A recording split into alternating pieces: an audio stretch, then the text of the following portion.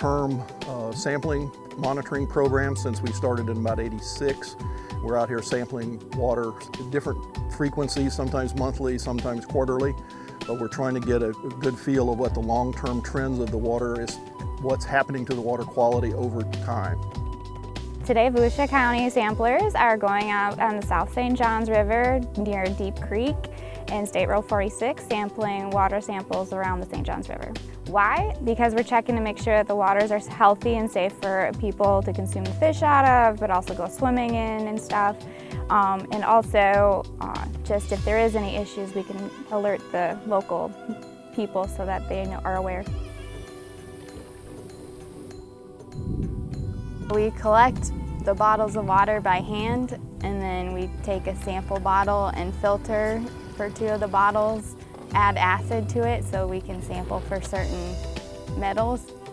Some of the negative things that can happen is in the summer when it gets hot, it can cause algae blooms, which causes low dissolved oxygen. But the dissolved oxygen gets too low, obviously the fish can no longer breathe, and that's when they suffocate.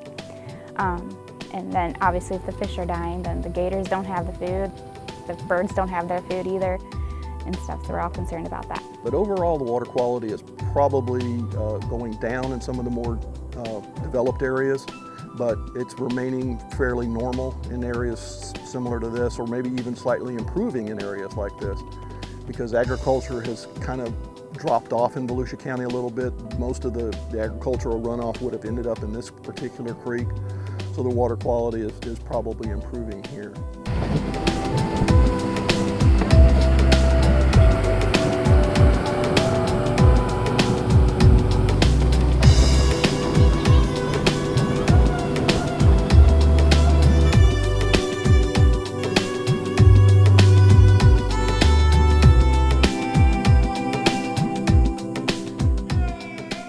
Today we've been sampling the south stretch of the St. Johns River from Lemon Bluff down through Lake Harney, which is along the southern part of our St. Johns River that borders the entire west coast of Volusia County.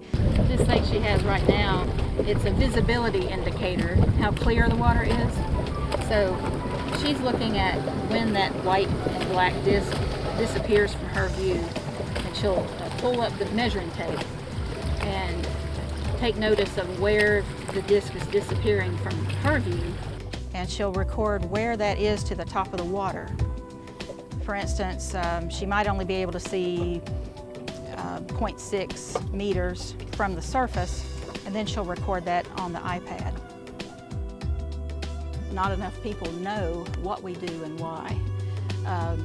It's one of those behind-the-scene kind of jobs, and if people really knew why we did this, and rather than just complaining about the water looking so bad or being concerned about whether the fish are edible or not, if they really understood why things get bad and took more care of what they do, we might not have to be out here quite as much. The most challenging part is probably the heat in the summer. The most rewarding part is being able to get out on the boat sampling the water and hopefully helping the water quality in the future.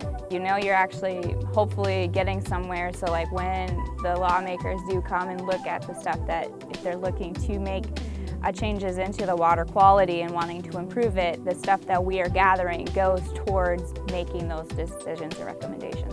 You hope you're doing a good thing, you're doing some difference. I know when I retire, the data that we collected over the last 33 years will be used by the future people that replace me and the rest of the staff. So that data is going to be archived and be useful to be able to say, yes, we have done something to the good for the water quality of Volusia County.